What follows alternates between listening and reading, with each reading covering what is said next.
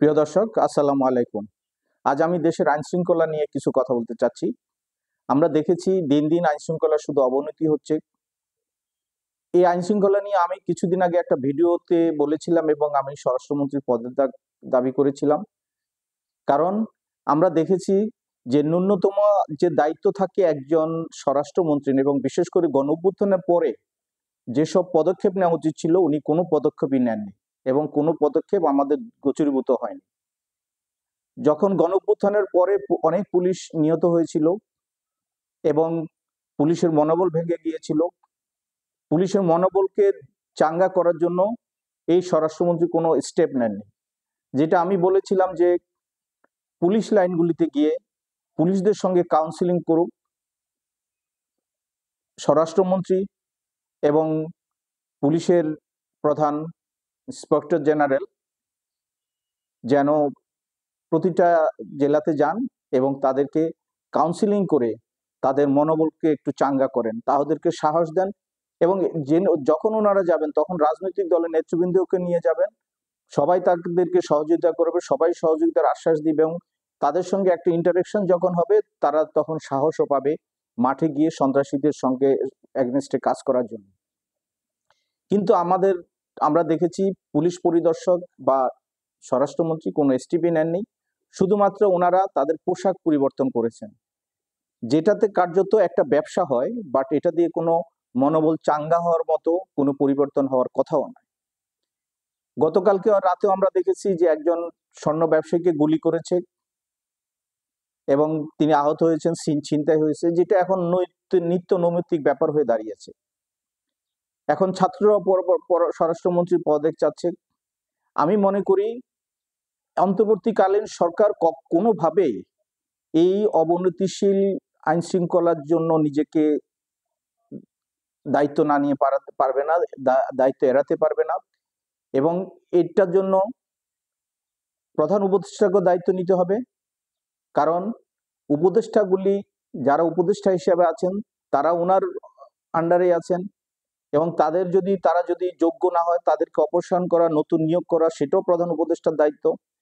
তা একজন রাজনৈতিক কর্মী হিসেবে আমি ব্যক্তিগতভাবে এবং ন্যাশনাল ডেমোক্রেটিক পার্টির পক্ষ থেকে এই উপদেষ্টার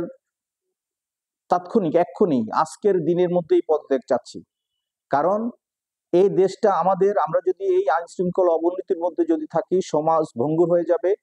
কিছু সন্ত্রাসী তারা মাথাচাড়া দিয়ে উঠতেছে, আমরা এটাও জানি যে এই সন্ত্রাসীরা কোথাকার। কারণ দেশের যারা পতিত সরকার এবং যারা বিদেশি আমাদের প্রতিবেশী রাষ্ট্র, এদেরও কোনো আশকারা আছে, তাদের সহযোগিতা আছে, নয়তো এমন অবনতি হওয়ার কোনোভাবেই কথা না। কারণ আমরা যারা এই 16 বছর থেকে দেশে গণতান্ত্রিক আন্দোলন করেছি, এই সরকারের পতন চেয়েছি এবং সরকার শেখ হাসিনার লুটপাট বন্ধ করার জন্য আন্দোলন করেছি, তার বিরোধিতা করেছি, তারা কখনোই এসব সন্ত্রাসী কর্মকাণ্ডে বা এসব ছিনতাইতে জড়িত হবে না।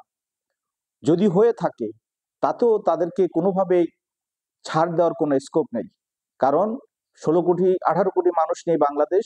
এই 18 কোটি মানুষের জন্য যেটা সুবিধা সেটাই এই সরকার করতে হবে, রাজনীতিবিদদের করতে হবে, সকলকে সেই কাজটা করতে হবে। তাই আমি সবাইকে বলবো, রাজনীতিবিদ থেকে সবাইকে বলবো, আপনারা সোচ্চার হন এবং আপনাদের এখন ইমিডিয়েট একটা অ্যাকশনে যাইতে হবে, একটা প্রতিবাদে যাইতে হবে যে এই সরকারকে অবশ্যই স্বরাষ্ট্রমন্ত্রীর পরিবর্তন করতে হবে, এবং আইনশৃঙ্খলা উন্নয়নের জন্য প্রয়োজনে রাজনৈতিক দলসমূহের সঙ্গে আলাপ আলোচনা করে সিদ্ধান্ত নিতে হবে যে কিভাবে আইনশৃঙ্খলা পরিবর্তন করা যায়, উন্নয়ন করা যায়। আমি এক ভিডিওতে বলেছিলাম যে প্রতিটা থানাতে রাজনৈতিক নেতৃবৃন্দকে নিয়ে যেন একটা আইনশৃঙ্খলা উন্নয়ন কমিটি করা হয়, যেখানে পুলিশ এবং রাজনৈতিক ব্যক্তিত্বদেরকে নিয়ে, যারা সৎ ব্যক্তিত্ব, যারা দেশের জন্য কাজ করেন, সবার জন্য গ্রহণযোগ্য, এরকম রাজনৈতিক ব্যক্তিত্বদের নিয়ে যদি কমিটি করা হয় তাহলে হয়তো পুলিশের জন্য সহজ হবে যে কোনো অ্যাকশনে যেতে। কারণ এখন যারা সন্ত্রাস করছে তারা হয়তো রিয়েল সন্ত্রাসী, অথবা যদি কোনো অপরাধ করে থাকে তার সঙ্গে যদি রাজনৈতিক ব্যক্তিত্ব, রাজনৈতিক কোনো কর্মী থাকে, তাদের জন্য যে কোনো অ্যাকশনে যাওয়া পুলিশের জন্য সহজ হবে। তাই আমি সবাইকে বলবো আপনি এটা নিয়ে সোচ্চার হন, এবং সরকারকে বলবো, প্রধান উপদেষ্টার উদ্দেশ্যে বলবো যে আপনি এখনই এই প্রধান উপদেষ্টাকে, স্বরাষ্ট্র উপদেষ্টাকে পদত্যাগ করতে বলুন, এবং আপনার এই রাজনৈতিক নেতৃবৃন্দের সঙ্গে কথা বলে একজন উপদেষ্টা নিয়োগ করুন, যা সবার কাছে গ্রহণযোগ্য হবে এবং যিনি একজন যোগ্য স্বরাষ্ট্রমন্ত্রী হিসেবে গড়ে উঠবেন। ধন্যবাদ সবাইকে। আসসালাম।